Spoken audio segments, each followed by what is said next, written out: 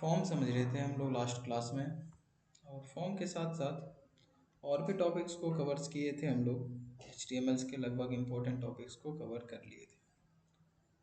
But हम लोग जो भी HTML में कंटेंट लिख रहे थे कोई डिजाइनिंग नहीं किए हुए थे।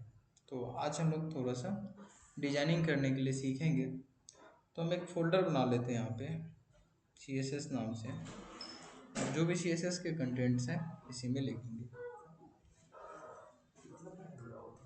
ठीक है, तो आते हैं इसी फोल्डर्स के अंदर में। हम एक बार फिर से ओपन कर लेते हैं VS कोड को CSS के अंदर से, ताकि सेपरेट रहे। जब इसके बाद हम जावास्क्रिप्ट स्टार्ट करें तो वहाँ पे जावास्क्रिप्ट का कंटेंट लिखें।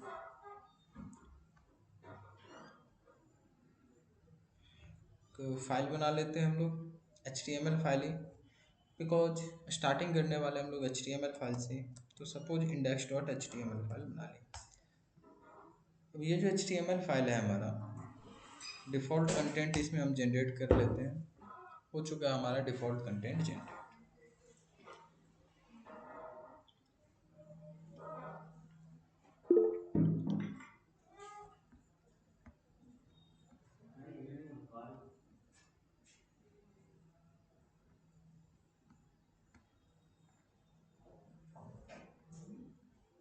पूरा रिकॉर्डिंग कल वाला अपलोड कर दिए थे, अगर वेरीफाई किए होगे कोई तो वहाँ पे मिल जाएगा।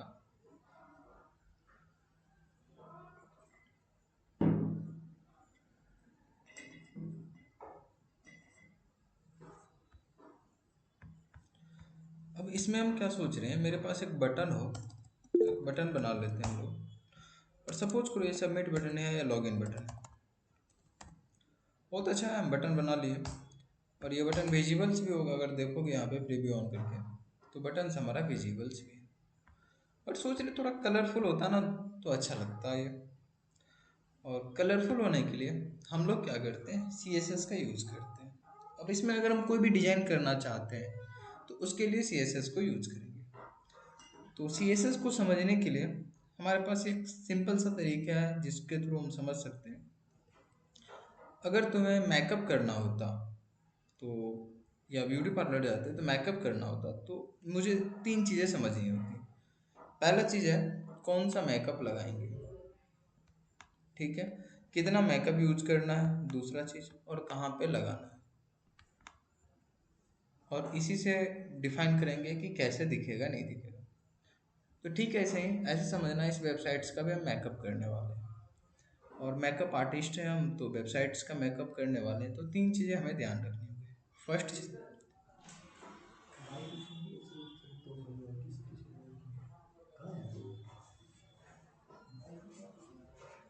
यहाँ पे भी हमें थ्री थिंग्स को ध्यान में रखना होता है।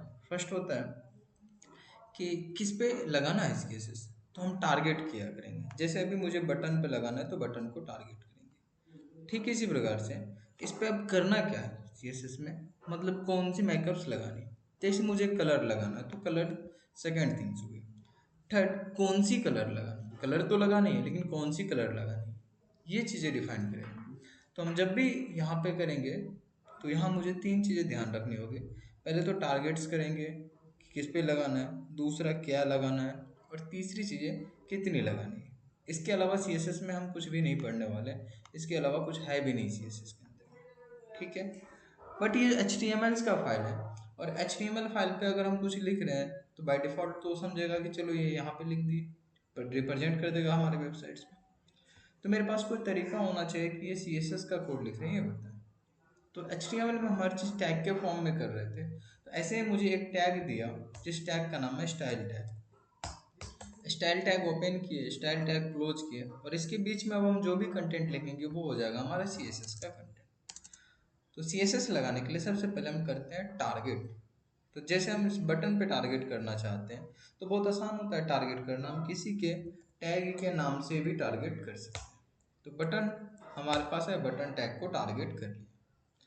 अब बटन टैग को टारगेट कर लिए, अब मुझे इस पर क्या करना है, तो करली ब्रैकेट ओपन किए, क्लोज किए, बिकॉज हो सकता है कि हमें मल्टीपल CSS प्रॉपर्टी लगाने होंगे।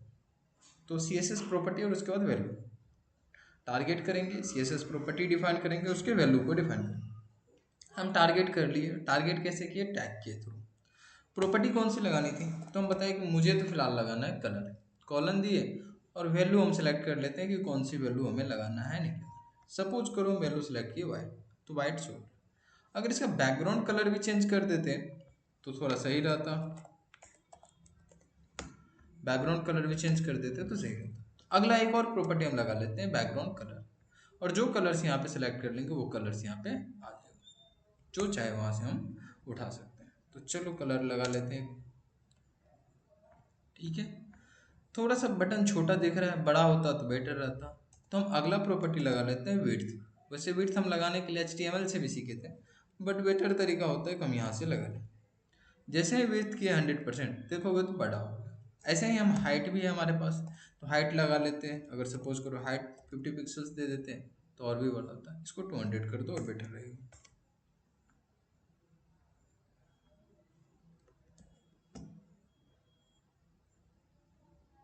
ठीक है, एक बटन्स बना दिए। इसके बाद और जो भी प्रॉपर्टी लगाना होता है हम लगाते चले जाते हैं। बट सर याद कैसे रहेगा कि कौन सी प्रॉपर्टी हमें लगाना है, कब लगाना है? तो घबराओ मत, याद रह जाता है, बहुत आसान है, हार्ड नहीं है इसको याद रखना। जैसे जैसे यूज करेंगे याद हो जाएगा। और वैसे भी बिकॉज हम लोग AI से वेबसाइट्स को बिल्ड करने के लिए सीखने वाले हैं, तो उतना भी प्रॉपर्टी याद रखने की ज़रूरत नहीं है। थोड़े बहुत बस देख लो कि CSS किस तरीके से लगाते हैं नहीं लगाते हैं। बिकॉज जब कभी भी मैनुअली चेंज करने की नीड होती है तो ये करते हैं, या जब हम प्रॉम्प्ट देंगे तो वहाँ बताएंगे कि CSS किस तरीके से लगाना है, कहाँ लगाना है। प्रॉब्लम ये है कि एक और बटन अगर होता हमारे पास, जैसे सपोज करो लॉगिन के बाद रजिस्टर बटन होता, तो अब प्रॉब्लम ये है कि लॉगिन और रजिस्टर बटन सेम ही दिख रहा है। हम सोच रहे थे यार अलग अलग कलर्स रखते, तो बोलोगे सर फिर से बटन पे टारगेट कर लो। प्रॉब्लम ये है कि बटन बटन हम अगर दो बार लिख देते तो उसको समझ कैसे आएगा कौन सी बटन की बात कर रहे हैं, कन्फ्यूजन हो सकता है। और हम अपने वेब पेज पे एक टैग, जैसे हम लोग सपोज करो पैराग्राफ टैग यूज करें तो पूरे पेज पे तो पैराग्राफ टैग यूज करेंगे। मल्टीपल्स लोकेशंस पे सेम टैग हो सकता है। एंकर टैग लिंक लगाने के लिए यूज करते हैं अपने वेबसाइट्स पे, तो 10 टाइम्स 100 टाइम्स यूज कर सकते हैं। अब एक बार हम टारगेट किए सारे एंकर टैग्स पे, वही प्रॉपर्टी लग गया, गड़बड़ हो गया। तो हम टैग को टारगेट करके तभी लगाएंगे जब हम चाहते हैं कि मेरे कंप्लीट वेबसाइट्स पे या इस कंप्लीट पेज पे ये कॉमन प्रॉपर्टी लग जाए। अदरवाइज हम टैग को यूज नहीं करते हैं। हम क्या यूज करते हैं, कोई और तरीका ढूंढते हैं। तो हम बताए थे एट्रीब्यूट्स, एक आईडी एट्रीब्यूट्स बताए थे कि हम यूनिक आईडी दे देते हैं, जैसे लॉगिन या BTN लॉगिन कर देते हैं। इसमें BTN लॉगिन हम क्या किए, यहाँ पे क्लास दे दिए या एक आईडी दे दिए। ये आईडी इसको यूनिकली रिप्रेजेंट करेगा। ठीक है, ऐसे अगर हमें यहाँ पे भी देना था तो हम यहाँ पे भी एक आईडी दे देते हैं कि ये BTN हमारा क्या है, रजिस्टर। हम जैसे ये दे दिए इसको यूनिकली आइडेंटिफाई कर लिया। तो हम अब बटन्स को टारगेट करने के वजह क्या करेंगे, हम आईडी के थ्रू इसको टारगेट करने वाले। या सपोज करो हम क्या किए, फ़ॉन्ट साइज चेंज करना चाहते हैं या बैकग्राउंड कलर हम अलग अलग रखना चाहते थे, तो हम ये प्रॉपर्टी तो टारगेट कर लिए बटन से सबको, बट हम अलग अलग रखना चाहते हैं तो आईडी को टारगेट करते हैं। तो BTN और लॉगिन को टारगेट कर लेते हैं। BTN लॉगिन लगा दिए। हम इसके बाद क्या किए, इसका बैकग्राउंड कलर चेंज करते हैं। और जैसे ही इसका बैकग्राउंड कलर चेंज किए तो देखोगे यहाँ पे कुछ फ़र्क ही नहीं पड़ा। सर कुछ फ़र्क ही नहीं पड़ा, कैसे पड़ेगा? हम लोग नॉर्मली हम टैग को टारगेट करते थे, इसको कैसे पता कि ये आईडी की बात कर रहे हैं? कोई तरीका तो होना चाहिए बताने का, अपने आप नहीं समझ में आता है। तो हम एक तरीका यूज करते हैं, हम एक सिंबल यूज करते हैं, उसका नाम है हैश। जैसे ही हैश के थ्रू हम टारगेट्स के समझ गए अच्छा ये आईडी है, तो अगली बार जाके हम अपने वेब पेज पे आईडी ढूंढेंगे, नहीं कि टैग। नॉर्मली लिखे तो टैग ढूंढ रहा था, अब इसको टारगेट कर लिया। तो ठीक इसी प्रकार से हम फिर से हैश लिखे, BTN लिखे और रजिस्टर्स को टारगेट कर लिए। रजिस्टर्स को टारगेट करने के बाद बैकग्राउंड कलर हम लोग चेंज कर लेते हैं, और जो भी बैकग्राउंड कलर हमें यहाँ पे रखना होता वो रख लेते हैं। दोनों कलर्स में हम अलग अलग तरीके से टारगेट्स कर लिए। सपोज करो कि और भी बटन होता हमारा यहाँ पे, या ये दोनों बटन है, एक और बटन होता, रिसेट बटन है हमारा, 3 बटन है। इसका आईडी सेम है तो इसीलिए वो आ गया था। रीसेट कर लेते हैं हम इसको, अब नहीं लगेगा प्रॉपर्टी। हम इस पर भी अलग प्रॉपर्टी लगाना चाहते थे तो हम फिर से BTN रीसेट कर लेते हैं, और इसका भी बैकग्राउंड कलर जो रखना है हम लोग रख लेंगे इसे। तो सपोज करो इसका भी बैकग्राउंड कलर कुछ भी रख लेते हैं। तीनों बटन हमारे पास आ चुका है। हम सोच रहे थे यार ये लॉगिन और रजिस्टर्स का ना कुछ प्रॉपर्टी है जो कॉमन है, इन दोनों का सेम रखना चाहते हैं। जैसे सपोज करो इसका फ़ॉन्ट कलर हम कुछ और रखना चाहते थे और बाकी इन दोनों का फ़ॉन्ट कलर वाइट रखना चाहते थे। जो कलर्स है हमारा फोरग्राउंड कलर्स, जो कलर प्रॉपर्टी लगा हम लोग, सर ये कैसे होगा? हमको दो बटन का कलर सेम रखना है, तीसरे का अलग रखना है। तो तीसरा का तो अलग रखना है तो ठीक है, तीसरा का अलग रखना है तो आप यहाँ पे लगा सकते हो, बट दो का सेम रखना है वो कैसे करेंगे? बटन में लगाएंगे तो सबको लग जाएगा। इस केस में हम क्या करते हैं, क्लास एट्रीब्यूट्स को यूज करते हैं। जब कभी भी मुझे ग्रुपिंग करना हो क्लास में डिवाइड, क्लास में बना के हम लोग एक काम कर सकते हैं। जैसे हम लोग एक एट्रीब्यूट्स की आईडी ऐसे यूज करते हैं क्लास एट्रीब्यूट्स, और सपोज करो इसका नाम दे दिए btn और इसको भी हम एक क्लास सेम क्लास दे दिए, उसका नाम है btn। अगर दूसरी क्लास देना होता तो स्पेस दे के हम कुछ और क्लास भी दे सकते थे। जैसे सपोज करो btn रजिस्टर एक क्लास दे देते हैं। तो हम इस तरीके से इसका नाम चेंज कर सकते हैं। दो क्लासेस को हम असाइन किए, फिलहाल तो अभी हम दो नहीं एक ही क्लास कर देते हैं, आरईजी कर दे रहे हैं ताकि थोड़ा सा सही रहे। दो क्लास असाइन किए, स्पेस देके हम क्लास असाइन कर सकते हैं। और इस बार हम सोच रहे हैं नहीं नहीं नहीं नहीं, हम कलर क्या करेंगे, क्लास से टारगेट करेंगे। वाइट तो सही है, बट हम क्या करेंगे कलर, हाँ यहाँ पे ठीक, कलर्स हम कैसे टारगेट्स करने वाले हैं, क्लास से टारगेट्स करने वाले हैं। तो यहाँ से कलर हटा देते हैं, अभी सब पे नॉर्मल कलर आ गया, या यहाँ पे लगा रखे हैं, बट हम सोच रहे हैं इन दोनों का चेंज करें। तो कैसे चेंज करेंगे? फिलहाल तो यहाँ से कलर हटा दो, बिकॉज प्रायोरिटी की बात अभी हम नहीं कर रहे हैं, हम टारगेट कर रहे हैं क्लास के थ्रू। तो क्लास के थ्रू टारगेट करेंगे, btn है, btn को टारगेट किया और फिर से हम बोले कलर लगाओ, और कलर कैसा कर लो,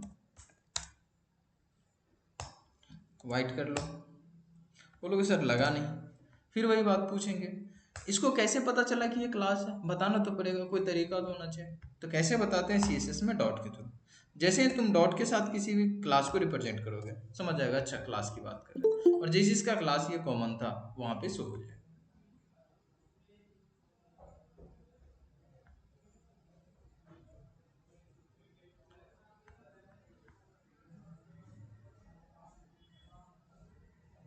इसको अपना तुम कैमरा ऑफ कर लो, अदरवाइज रिमूव कर देंगे।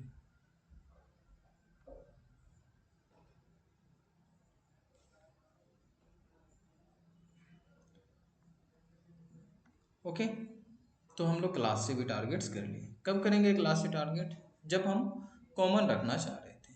ठीक है, कोई दिक्कत इसमें नहीं है, सी एस एस हम इस तरीके से टारगेट्स कर लिए। प्रायोरिटी की बात करते हैं, सर ऐसा करते हैं ना, हम कलर तीनों जगह लिखते हैं, क्लास में भी लिख देते हैं, आईडी में भी लिख देते हैं, और नॉर्मल टैग में भी लिख देते हैं। फिर कैसे होगा? अगर ऐसा करते हैं, जैसे कलर्स यहाँ पे लिखे, कुछ और लिख लेते हैं, जैसे फॉन्ट साइज लिख लेते हैं।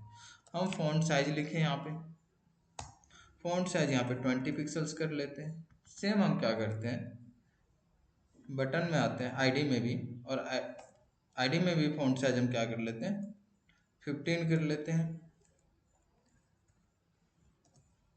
ओके, देन इसके बाद हम बटन में भी आते हैं और इसका फॉन्ट साइज 30 कर लेते हैं। हम क्या किए, टैग पे भी टारगेट्स किए, क्लास पे भी किए और आईडी पे भी किए। कौन किसको कंसीडर कर रहा है, अब हमको यहाँ पे प्रायोरिटी देखना पड़ेगा। तो सबसे ज़्यादा जो प्रायोरिटी होता है वो होता है हमेशा आईडी एट्रीब्यूट्स का। क्यों होता है आईडी एट्रीब्यूट्स का सबसे ज़्यादा प्रायोरिटी? बिकॉज आईडी एट्रीब्यूट एक यूनिक आइडेंटिफिकेशन है, इसको ढूंढना मैनेज करना आसान है, तो सबसे ज़्यादा प्रायोरिटी देंगे हम आईडी एट्रीब्यूट्स को। और आईडी का 15 था तो इसीलिए इसमें 15 लग गया, जबकि हम बटन्स पे तो 30 लिख सकते थे। 30 नहीं हुआ, आईडी का पहला प्रायोरिटी मिलेगा। सेकेंड प्रायोरिटी मिलता है क्लास को, तो जिसमें हम क्लास को मेंशन किए थे वो क्लास को प्रायोरिटी मिल गया 20। और जब हम क्या किए, नहीं दिए थे क्लास में और आईडी में, जैसे हमारा रिसेट बटन पे तो हम दिए ना आईडी से दिए ना क्लास से दिए, तो डिफॉल्ट वो बटन वाले को उठा दिया। तो प्रायोरिटी किस तरीके से डिफाइन होगा, आईडी और आईडी के बाद क्लास और क्लास के बाद हमारा बटन टैग्स या नॉर्मल टैग्स के थ्रू। ये प्रायोरिटी की बात हुई। हम तीन तरीके से टारगेट करने के लिए भी सीखे, और भी तरीके हैं, फिलहाल हम तीन तरीके सीखे हैं। टैग के थ्रू टारगेट करते हैं, क्लास के थ्रू टारगेट्स करते हैं, और आईडी के थ्रू टारगेट करते हैं। टारगेट करने के बाद हम प्रॉपर्टी लिखते हैं और उसका वैल्यू लिखते हैं। बहुत आसान है इसको मैनेज करना।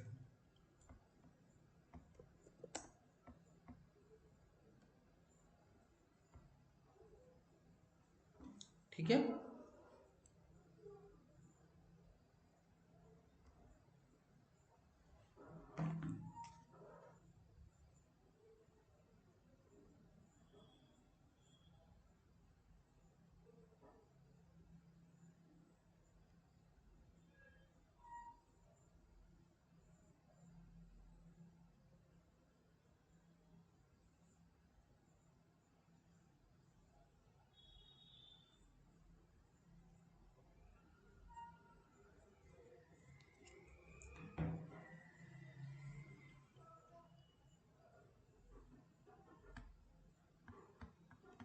टारगेट तो हम लोग कर लिए यहाँ पे। और अभी जो हम सी एस एस लिख रहे थे, इसको बोलते हैं हम लोग इंटरनल सी एस एस।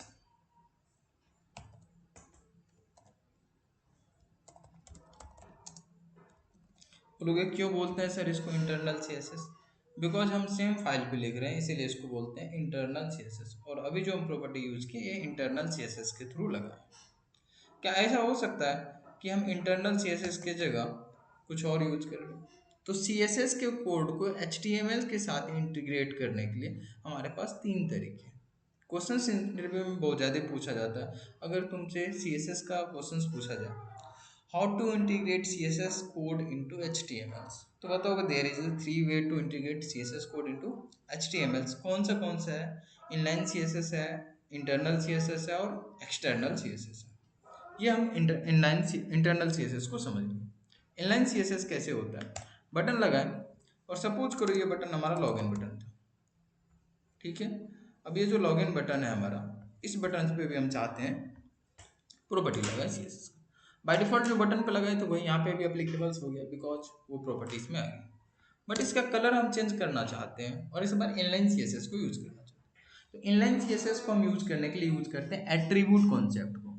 और जैसे एट्रीब्यूट्स हमारे पास बहुत सारे, ऐसे एक एट्रीब्यूट है स्टाइल एट्रीब्यूट। एट्रीब्यूट यही एंगल ब्रैकेट्स के अंदर हम लगाते थे, और यहाँ पे हम लगा दिए कलर प्रॉपर्टी। जो लगाना था वो कलर प्रॉपर्टी यूज कर लेते हैं, जो भी हमें लगा। सपोज करो इसका कलर हम चेंज करके कर देते हैं कुछ, ठीक है। बैकग्राउंड करना होगा तो यहाँ पे फिर से कर देंगे, जो भी प्रॉपर्टी लगाना। तो सी एस एस में या सी एस एस की प्रॉपर्टी को हम इनलाइन सी एस एस के थ्रू भी लगा सकते हैं। और इनलाइन सी एस एस के थ्रू कैसे लगाएंगे? तो हम एट्रीब्यूट्स के हेल्प से। बहुत आसान है इनलाइन सी एस एस भी लगाना। हम कहाँ लगाएंगे? उसी टैग में जाएंगे और एट्रीब्यूट्स के थ्रू लगा देंगे, लग जाए। बोलोगे सर अगर इनलाइन सी एस एस भी है आपके पास और आपके पास इंटरनल सी एस एस भी है, तो सबसे ज़्यादा प्रायोरिटी किसको? फिर से प्रायोरिटी की बात है, तो प्रायोरिटी का डिस्कशन हम कर लेंगे। पहले एक्सटर्नल सीएसएस भी पढ़ लेते हैं, तीनों पढ़ ही लेते हैं, फिर प्रायोरिटी देखें। तो जो तीसरा सीएसएस है उसका नाम है एक्सटर्नल सीएसएस। नाम से ही पता चल रहा है एक्सटर्नल है सर, बाहर ही रहने वाला। हुआ ये कि हम HTML में कोड लिखते लिखते, हम टैग्स लिखते लिखते, मेरा कंटेंट HTML पे होगा, बहुत बड़ा फाइल हो चुका है। CSS भी इसी पे लिखेंगे और कॉम्प्लिकेटेड होगा। कल के डेट में मुझे कुछ चेंज करना होगा, हम परेशान हो जाएंगे कहाँ क्या लिख दिए थे। तो सोचिए क्यों ना CSS के लिए एक सेपरेट फाइल ही बना लेते, बेटर रहेगा। इंडस्ट्री में हम ज़्यादा इसी को यूज़ करते हैं। तो हम एक फाइल बना लेते हैं नया, कुछ नाम रख देते हैं, जैसे सपोज करो इंडेक्स ही रख दिए, कुछ भी रख सकते हैं नाम। बट वो CSS का फाइल है तो पता कैसे चलेगा? फिर से यूज करेंगे एक्सटेंशन, CSS एक्सटेंशन। अब ये हमारा रेडी हो गया CSS फाइल। अब इसमें हम कोड लिख लेंगे जो भी लिखना होगा। तो जैसे सपोज करो उसमें हम अगर कोई आईडी दिए होते हैं तो टारगेट कर लेते हैं, नहीं दिए तो कोई बात नहीं, हम बटन से ही टारगेट कर लेते हैं फिर से। और बटन को टारगेट कर लेते हैं या आईडी टारगेट कर लेते हैं, बेटर रहेगा। कुछ आईडी ही कर लेते हैं, इसको एक आईडी प्रोवाइड कर देते हैं, ठीक है। और यह है लॉगिन, तो लॉगिन ही नाम दे देते हैं, BTN लॉगिन। ये हमारा आईडी हो चुका है। इसको टारगेट करते हैं, हैश लिखते हैं आईडी को टारगेट करने के लिए, BTN दिए, लॉगिन दे दिए। टारगेट हमारा हो चुका है। इसका कलर हम चेंज कर देते हैं, और कलर सपोज करो हम ब्लू कर दिए। ऑलरेडी उसका बैकग्राउंड ब्लू था तो कलर हम कुछ और कर लेते हैं,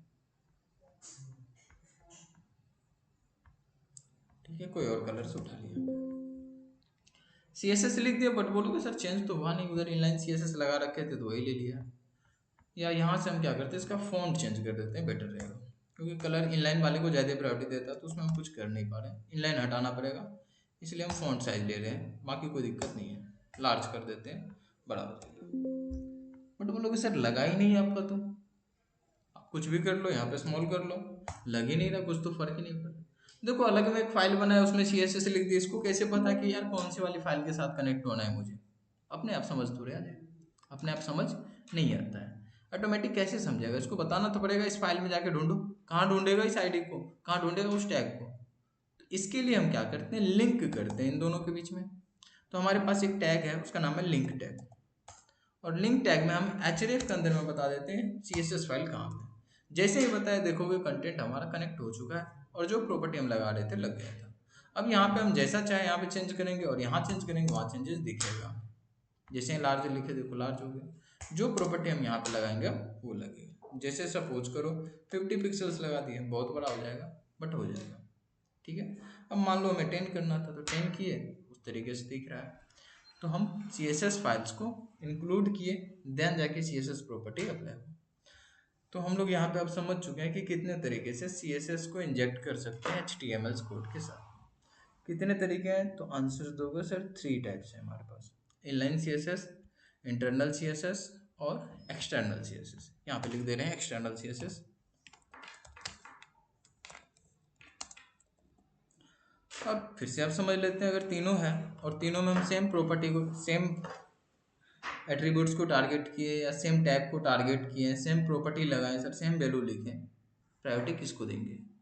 तो सबसे ज़्यादा प्रायोरिटी किसको देते हैं? तो इसका आंसर होता है जो सबसे ज़्यादा मेरे क्लोज होता है हम उसको प्रायोरिटी देते हैं। रियल लाइफ में भी वही करते हैं, जो हमारे सबसे ज़्यादा क्लोज है उसको प्रायोरिटी देते हैं। एज इट इज यहाँ पे सबसे ज़्यादा क्लोज कौन होगा? कभी भी होगा तो इनलाइन CSS होगा, उससे नज़दीक तो कोई हो ही नहीं सकता, पास में ही बैठा पड़ा है। तो सबसे ज़्यादा प्रायोरिटी होता है इनलाइन CSS को, नंबर 1 प्रायोरिटी इसको दे दोगे हम, लिख देते हैं। सेकेंड प्रायोरिटी किसको देंगे? इंटरनल या एक्सटर्नल CSS को? बोलोगे सर नज़दीक में जो रहेगा वही ना। यहाँ पे वही कॉन्सेप्ट है, अगर तुम ऊपर की तरफ बांट रहे हो तो सबसे नज़दीक में कौन मिल रहा है? तो बोलोगे सर सबसे नज़दीक में आपको ना इंटरनल CSS मिल रहा है, तो प्रायोरिटी इसको दे दे। नहीं, हमेशा ऐसा नहीं होगा, हो सकता है कि हम ये वाले टैग यहाँ पे लिखे होते, जो सबसे नज़दीक में होता है प्रायोरिटी उसको देते, ठीक है। अगर ये एक्सटर्नल CSS यहाँ ना होके हम नीचे लिखे होते तो जो सबसे नियरेस्ट में होगा वो प्रायोरिटी सबसे पहले पाएगा। तो सबसे ज़्यादा प्रायोरिटी किसका होता है? तो ये याद रखने के बजाय कि इनलाइन या इंटरनल एक्सटर्नल, ये याद रखोगे सबसे नियरेस्ट में कौन है। अगर हमारा सबसे नियरेस्ट में होता है यहाँ पे प्रायोरिटी, अगर एक्सटर्नल है तो एक्सटर्नल वाले को प्रायोरिटी देंगे, इंटरनल वाले को कम दे देंगे। इंटरनल एक्सटर्नल से फर्क नहीं पड़ता, फर्क पड़ता है कि पास में कौन है। जो पास में है उसको प्रायोरिटी ज़्यादा देंगे, जो पास में नहीं है प्रायोरिटी कम दे देंगे। और अगर हम क्लास आईडी और टैग से एट्रीब्यूट्स में, टैग में बात करें या टैग में देखिए कि प्रायोरिटी किसको ज़्यादा है, तो वहाँ आईडी को प्रायोरिटी दिए थे, देन क्लास को दिए होते, देन टैग को प्रायोरिटी दिए थे। बट यहाँ पे ऐसा नहीं है, जो सबसे नियर में था और नियर में हमेशा इनलाइन था तो पहला प्रायोरिटी उसको दे दिए। लेकिन सेकेंड प्रायोरिटी कौन होगा? जो सबसे नज़दीक में होगा, ठीक है। आई होप कि तुम लोग को इंटरनल, एक्सटर्नल और इनलाइन CSS समझ आया होगा, किस तरीके से CSS लगाते हैं, प्रॉपर्टी कैसे टारगेट्स करेंगे, CSS के प्रॉपर्टी को कैसे डिफाइन करेंगे और उसके वैल्यू को कैसे सिलेक्ट करेंगे। अगर कोई क्वेश्चंस हो तो पूछ सकते हो मेरे से।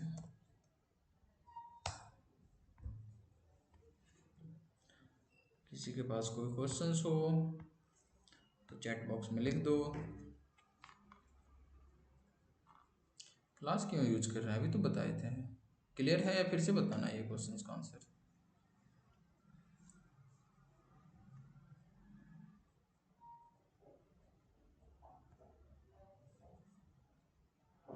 और किसी को कोई क्वेश्चंस?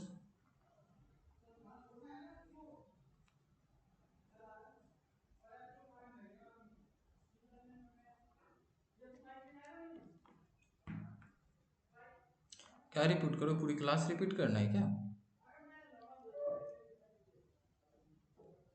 क्या रिपीट करना है, टॉपिक का नाम बताओ।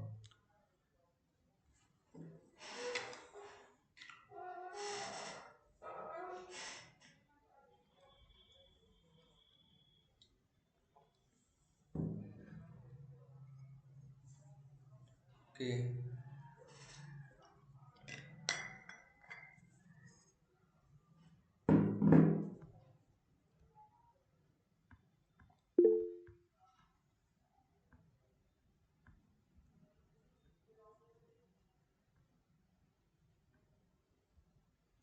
अभी बहुत सारे कोड लिखेंगे, क्लियर हो ही जाएगा।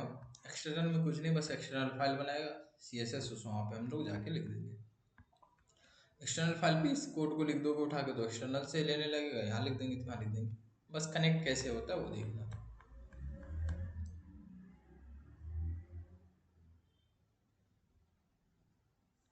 ये था हमारा CSS का बेसिक्स। और कोई फाइल बनाते हैं सपोज करो, या इंडेक्स पे ही चलते हैं, अभी आगे चल सकते हैं यहाँ से भी।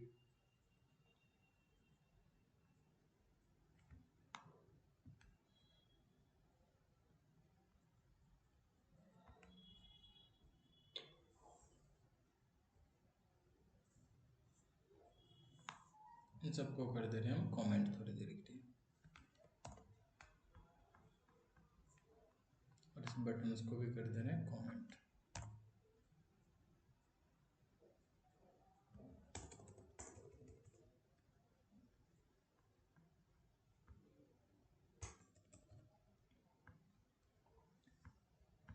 ताकि हो जाए क्लियर। कमेंट तो हम लोग कर दिए। अब अगर इसमें कोई कंटेंट हमें दिखाना होगा तो नॉर्मली हम लोग दिखा सकते हैं।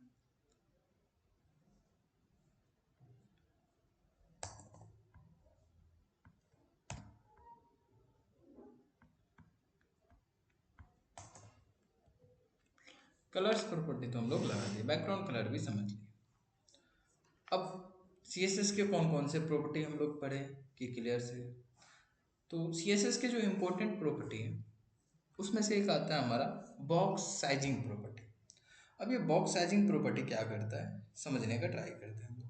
बहुत इंपॉर्टेंट है, बहुत ज़्यादा ही इम्पोर्टेंट है बॉक्स साइजिंग प्रॉपर्टी या बॉक्स मॉडल CSS के अंदर में। हम जब भी कोई कंटेंट यहाँ पे रिप्रेजेंट करेंगे HTML में या HTML टैग के थ्रू, जो तुम्हें समझना है वो बहुत इंपॉर्टेंट है। और वो क्या है कि जब भी कोई कंटेंट रेंडर होगा हमेशा रेक्टेंगुलर ही रेंडर्स होगा वेबसाइट्स पे, मतलब रेक्टेंगुलर शेप में ही होने वाला है और कोई शेप वो नहीं बनाएगा। चाहे हम एक वर्ड लिखे, पूरा कंटेंट लिखे, 10 लाइन लिखे, कुछ भी लिखोगे रेक्टेंगुलर्स में ही होने वाले, रेक्टेंगल्स ही बनने वाले। कहना क्या चाहते हैं समझना। जब भी यहाँ पे हम कोई कंटेंट या कोई टैग लिखते हैं वो यहाँ पे बॉक्स के जैसे ही रिप्रेजेंट किया जाता है, बिकॉज बॉक्स के जैसे रिप्रेजेंट होगा तो वेबसाइट्स पे अरेंज करना हमारे लिए आसान हो जाता है।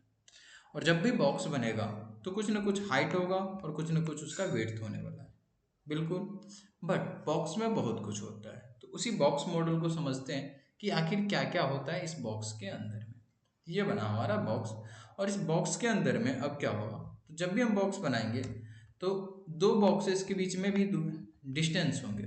तो जो दो बॉक्स के बीच में डिस्टेंस होगा उस डिस्टेंस को भी मापना पड़ सकता है, या कंटेंट जो होगा हमारा इस बीच में रहता है तो जो बॉर्डर्स होता है हमारा उसके बीच में भी डिस्टेंस होता है, इसको भी मापना पड़ सकता है। बॉर्डर्स का भी वेट होता है कुछ, उसको भी देखना पड़ सकता है। बॉर्डर्स में कर्व भी आते हैं, इसको भी देखना होता है। तो ये सभी प्रॉपर्टी हमें यहाँ पे समझना होता है कि क्या क्या होता है बॉक्स मॉडल के अंदर में। तो जब भी हम कोई बॉक्स बनाएंगे, जैसे सपोज करो ये बॉक्स बना, जैसे मतलब कोई कंटेंट देंगे तो बॉक्स ही बनेगा। तो इस बॉक्स में होगा हमारा कोई कंटेंट, फॉर एग्जाम्पल सपोज मेरा नाम है, ये कंटेंट है। इस कंटेंट से लेके और जो बॉर्डर तक का डिस्टेंस होगा, इस डिस्टेंस को हम लोग जानते हैं पैडिंग के नाम से। मतलब ये डिस्टेंस कितना रखना है ये रिप्रेजेंट करेगा हमारा पैडिंग। तो पैडिंग हमारा टॉप से भी हो सकता है, बॉटम से भी हो सकता है, लेफ्ट से भी हो सकता है, राइट से भी हो सकता है। बिकॉज रेक्टेंगल है तो 4 साइड तो होंगे ही होंगे, तो 4 साइड से पैडिंग हो सकता है। ठीक है, सही। अगर कोई और बॉक्स होता तो कोई और बॉक्स लेफ्ट में भी हो सकता है, राइट में भी हो सकता है, टॉप में भी हो सकता है, बॉटम में भी हो सकता है। तो उससे कितना डिस्टेंस होगा ये कौन बताएगा, ये बताता है हमारा मार्जिन। ये दो चीजें बहुत इंपॉर्टेंट था, मार्जिन एंड पैडिंग। दूसरी बॉक्स से कितना डिस्टेंस रखना है मार्जिन बताएगा, और इंटरनली बॉर्डर से कितना डिस्टेंस रखना है वो पैडिंग बताएगा। पैडिंग हमारे पास 4 होंगे, टॉप लेफ्ट राइट बॉटम। ठीक है, ऐसे ही मार्जिन भी 4 होंगे, top left right bottom, as it is यहाँ पे भी। तो अगर हमें उस बॉक्स के बीच में मार्जिन सेट करना होगा तो कैसे सेट करेंगे, बहुत आसान है। पहले हम लोग यहाँ पे बॉक्स बना लेते हैं। चाहो तो तुम डिव लेके समझ सकते हो या बटन लेके भी समझ सकते हो, कोई प्रॉब्लम नहीं। अभी बटन पे हम लोग का चल रहा था अच्छा खासा काम, तो बटन ही ले लेते हैं। सपोज करो एक लॉगिन बटन ले लेते हैं, एक रजिस्टर बटन ले लेते हैं।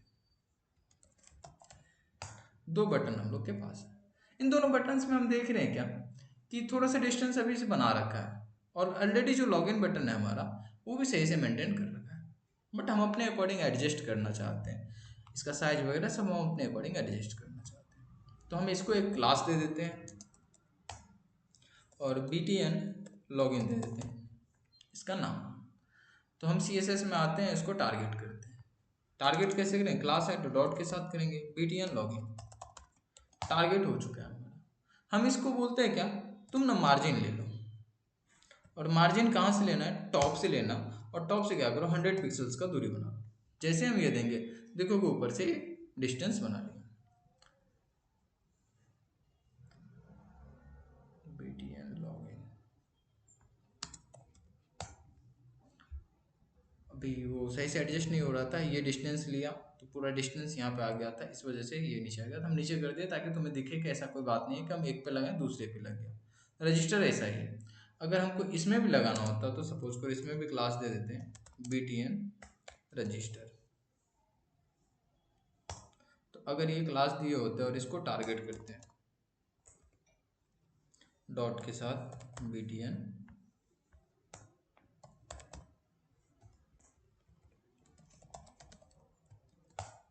और इसमें अगर हम मार्जिन करते हैं टॉप से, सपोज इसमें 50 पिक्सल्स रहते तो ये उस अकॉर्डिंग डिस्टेंस बना लेता था।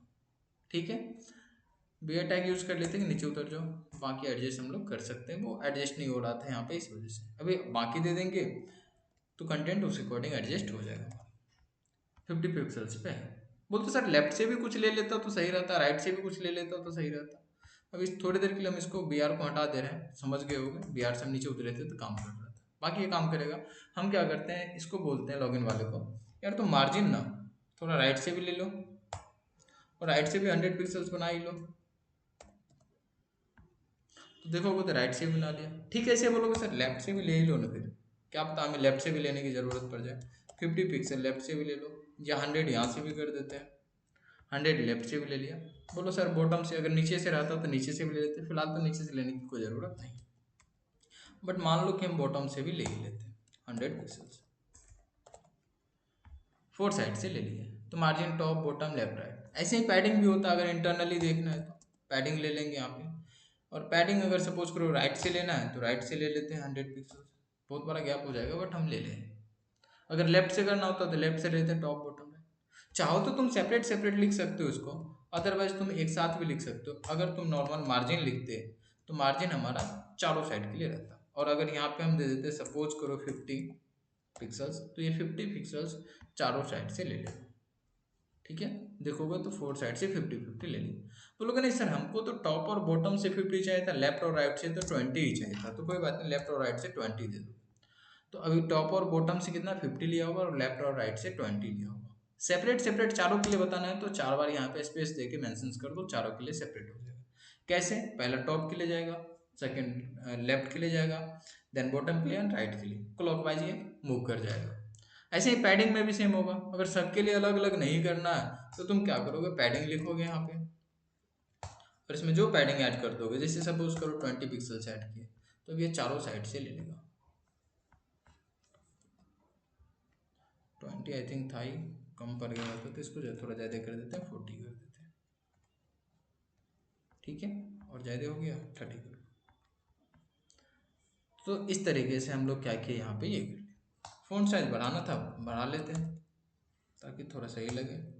फ़ॉन्ट साइज भी सपोज करो 20 पिक्सल्स कर देते हैं। तो हम अगर पैडिंग बढ़ा रहे हैं तो क्या देख रहे हैं, जो बॉर्डर है हमारा, बॉर्डर से डिस्टेंस हमारा चेंज हो रहा है, और अगर मार्जिन कर रहे हैं तो अदर एलिमेंट्स जो हमारे हैं उस अदर एलिमेंट से कितना डिस्टेंस मेंटेन करना है वो हमारा मार्जिन होता रहता है। ठीक है, ऐसे अब यहाँ पे बॉर्डर्स भी आ जाएंगे। तो अगर हमको बॉर्डर मैनेज करना है तो बॉर्डर प्रॉपर्टी है, ठीक है, बॉर्डर लगा देंगे यहाँ पे, और बॉर्डर में भी फिर वही top bottom left right, normally border लगा तो बॉर्डर में हमें यहाँ पे क्या चीज़ देना होता है, कितना मोटा रखना है बॉर्डर का, विड्थ कितना रखना है, पहला चीज़ प्रॉपर्टी होगा विड्थ। तो सपोज करो हम इसको बोले कि यार 10 पिक्सल्स का बॉर्डर मुझे देना है, बोला ओके। कलर तो बता दो कौन सा रखना है, कलर भी बता देंगे। कैसा रखना है तो यहाँ पे बहुत सारे हैं, सिंपल लकीर खींच के रखना है, डैश डैश करना है, कैसा करना है, तो मल्टीपल्स ऑप्शंस मिलेंगे हमारे पास। चाहो तो तुम सॉलिड रख सकते हो, या नहीं तो डैशेड रख सकते हो, डैश डैश आ जाएगा। तो कैसा रखना हम यहाँ पे बॉर्डर्स यहाँ पे मेंशंस कर देंगे। कलर क्या रखना है, तीसरा प्रॉपर्टी आता है। सपोज करो मुझे रेड रखना था तो रेड दे देंगे तो रेड कलर में, यहाँ सॉलिड कर देंगे तो सॉलिड आ जाएगा। इस तरीके से हमारा बॉर्डर आ चुका है। मोटाई कितनी रखनी है, विड्थ कितनी रखनी है, विड्थ यहाँ से बता दी। बोलोगे सर कोने से थोड़ा कर्व रहता ना तो सही लगता, और पैडिंग आप 30-30 कर रखें तो सही नहीं लग रहा। एक काम करो, लेफ्ट राइट से 30 रहने दो और टॉप और बॉटम से 10-10 रहने देते, या 20 रहने देते। टॉप बॉटम से कम रहने देते हैं, सही लगेगा। ओके, आई थिंक अब बेटर लग रहा होगा। या नहीं तो इसको और बढ़ा दोगे, 40 कर दोगे तो लेफ्ट और राइट से 40 हो जाएगा। कर्व रहता तो सही रहता। तो कर्व करने के लिए हम क्या करते हैं, border radius property, border radius लगा, पूछ रहा है कितना कर्व कर दूं, बोले ज़्यादा मत करो, 10 पिक्सल्स कर दो। तो अगर हम नॉर्मली सिंपल एक ही डेटा देते हैं तो चारों को कर्व करें, बोले नहीं सर पहले वाले को ज़्यादा करना था, दूसरे वाले को कम करना था। तो फिर वही कहानी है, 20 पिक्सल्स दे देंगे तो पहला पहले कोना कोना टारगेट्स करेगा, ये दोनों 10 10 आ गया और ये वाले हमारे 20 20। अब कितना कर्व करना है वो हम लोग पे डिपेंड्स करता है, इसको और बढ़ाएंगे तो और ज़्यादा कर्व हो जाएगा। इस तरीके का हम लोग डिजाइनिंग धीरे धीरे अपना, कलर्स इस तरीके से चेंजेस कर लिए। अब इसका बैकग्राउंड कलर चेंज करना था तो प्रॉपर्टी तो टारगेट तो ऑलरेडी कर चुके हैं, इसका बैकग्राउंड कलर चेंज कर लेंगे, जो कलर्स हमें रखना होता है वो कलर्स यहाँ से उठा लेते हैं। ठीक है, फोरग्राउंड कलर चेंज करने के लिए ऑलरेडी बता दिए थे, फोरग्राउंड कलर भी चेंज कर देते हैं जैसा रखना। बोलोगे सर थोड़ा सा बोल्ड रखना था, तो आता है यहाँ पे फॉन्ट वेट, फॉन्ट वेट को बोल्ड कर दो तो बोल्ड हो जाएगा। साइज बढ़ाने के लिए ऑलरेडी बता दिए थे कि साइज किस तरीके से बढ़ाएंगे, सपोज करो थोड़ा सा साइज बढ़ा देते हैं, फॉन्ट साइज या तो लार्जर लिख दो, या नहीं तो वहाँ पे हम लोग बता दिए थे कि किस तरीके से, और जैसा चाहे वैसा आप बटन्स डिजाइन कर सकते हैं। किए क्या, हम प्रॉपर्टी टारगेट्स किए, पहले तो हम टारगेट्स कर ले कि किस बटन्स पे लगाना था, और ये करने लगे जो जो प्रॉपर्टी लगाना था तो लगा दी। तो बॉक्स मॉडल में अभी हम लोग क्या क्या प्रॉपर्टी देखें, मार्जिन कैसे सेट कर सकते हैं, पैडिंग कैसे सेट कर सकते हैं। मार्जिन या पैडिंग्स 4 साइड से हम लोग सेट कर सकते हैं, लेफ्ट राइट टॉप बॉटम, और चाहे तो एक साथ भी सेट कर सकते हैं। तो किस तरीके से करेंगे, आई होप कि मार्जिन पैडिंग क्लियर होगा और बटन्स को बहुत बेहतर तरीके से डिजाइन करने के लिए सीख गए होंगे। बॉर्डर भी समझ आ गया होगा किस तरीके से हम बॉर्डर को मैनेज करते हैं। कोई क्वेश्चंस?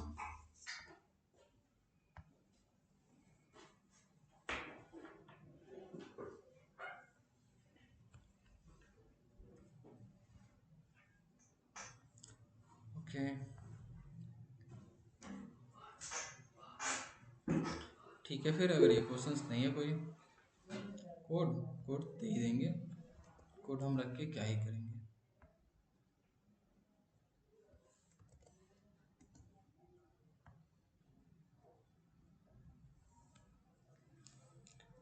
ठीक है, यही सेम कोड अगर हम एक्सटर्नल सीएसएस पे लिखते तो वहाँ लिखते हैं। इनलाइन सीएसएस में हमको कोड उतना लिखना मुश्किल होगा क्योंकि इतने सारे कोड यहाँ पे लिखोगे तो फिर गड़बड़ हो जाता है। इनलाइन को कम ही यूज करते हैं, रेयर केस में यूज करते हैं जब लगता है कि नहीं प्रायोरिटी के साथ ये होना चाहिए, तो उस केस में हम इनलाइन सीएसएस को यूज करते हैं। बॉक्स मॉडल समझ आ गया होगा कि मार्जिन क्या होगा, पैडिंग क्या होगा। बहुत ज़्यादा यूज होता है मार्जिन पैडिंग से, क्योंकि एडजस्ट मुझे मार्जिन पैडिंग से ही करना होता है किस तरीके से। लॉगिन बटन पे हम मार्जिन पैडिंग को यूज किया, कलरफुल किया तो कितना सही लग रहा होगा। वहीं पे रजिस्टर बटन देखोगे तो एकदम गंदा से लग रहा है, पता नहीं क्या बना रखे। ठीक है, ऐसे ही हम लोग डिव बनाते हैं और डिव के अंदर में इस कंटेंट को डालते हैं। मान लो इस पे सीएसएस लगाना होता है तो हम डिव के अंदर में डाल देते हैं, और भी डिव होता है इसको क्लास के थ्रू भी टारगेट कर लेते हैं। मान लो इस डिव को बना लेते हैं, इसको बहुत बेहतर में डिजाइन करना चाह रहे थे तो डिव को टारगेट करते हैं। डिव हमारा टैग ही था तो नॉर्मल टारगेट कर लेते हैं, केस अगर क्लास दी होता तो वो होता। सपोज करो इसके अंदर में इसका बैकग्राउंड कलर हम चेंज करते हैं, और बैकग्राउंड कलर नॉर्मल रखते हैं, तो हम चाहे तो कोड को भी यूज कर सकते हैं, थोड़ा सा नॉर्मल रखना चाह रहे हैं। ठीक है, डी भी इस तरीके से एक बॉक्स बन गया हमारा। अब इस बॉक्स को हम कर्व में बदलना चाहते थे या जैसा डिजाइन करना चाहते, इसमें भी वही होगा, बॉर्डर रेडियस लगाओगे सर, बॉर्डर रेडियस लगाते हैं, और बॉर्डर रेडियस में भी हम क्या करते हैं 20 पिक्सल्स देते हैं पहला, एंड सेकेंड वाले को दे देते हैं बॉर्डर रेडियस, एक मिनट ऐसे डायरेक्ट नहीं कर सकते हैं, बॉर्डर रेडियस पहले तो इसमें बॉर्डर दे दो।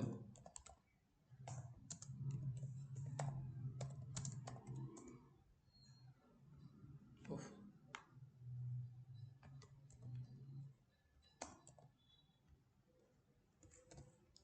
और अगर हम नहीं दें तो भी हो जाएगा बॉर्डर रेडियस। ठीक है, बॉर्डर रेडियस लग गया, हम इस तरीके का डिजाइनिंग कर सकते हैं।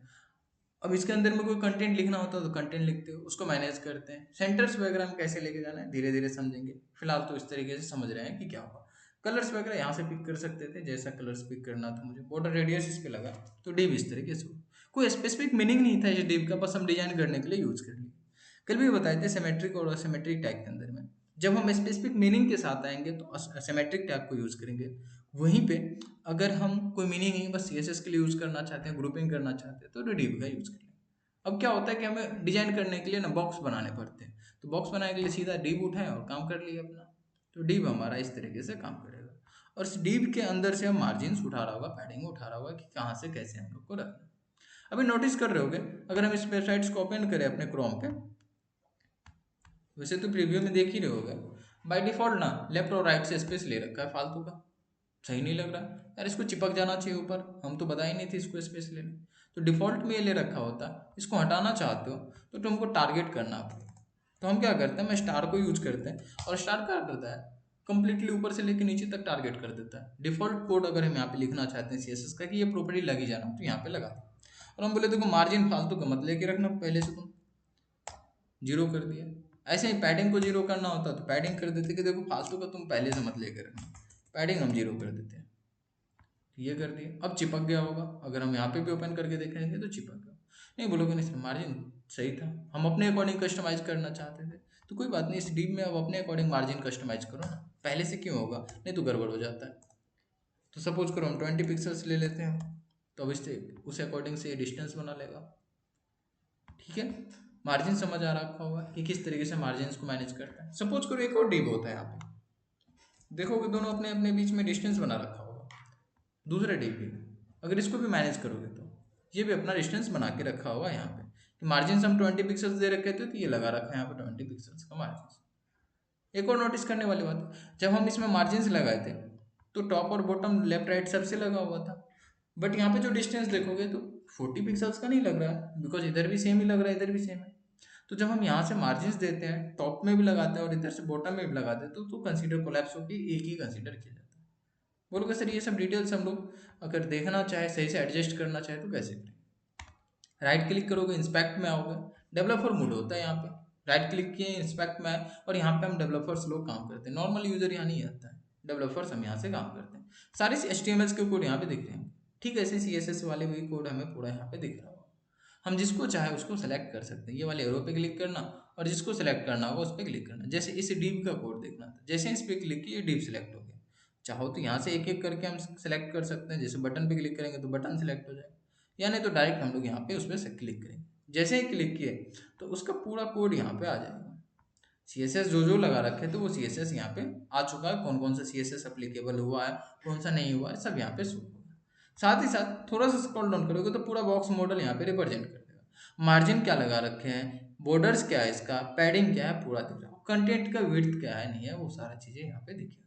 तो हम यहाँ से देख सकते हैं। बोलो कि सही करना था सर कि कितना सही होगा नहीं होगा, तो काम करो यहाँ पे लगा दिया हम लोग, देन इसके बाद अब यहाँ से एडजस्ट कर सकते हैं। जैसे सपोज करो बॉर्डर इतना सही है, या बॉर्डर कम रहता तो सही होता, यहाँ से कम करो, लाइव रिव्यू देखो क्या हो रहा है, और कितना रखते तो बेटर रहता, जो सही लग रहा है वो यहाँ से उठा लेंगे, और जब सही हो जाएगा तो फिर यहाँ आके चेंज कर लेंगे फाइनल। तो वहाँ से भी कर सकते हैं, यहाँ से भी कर सकते हैं। ठीक है,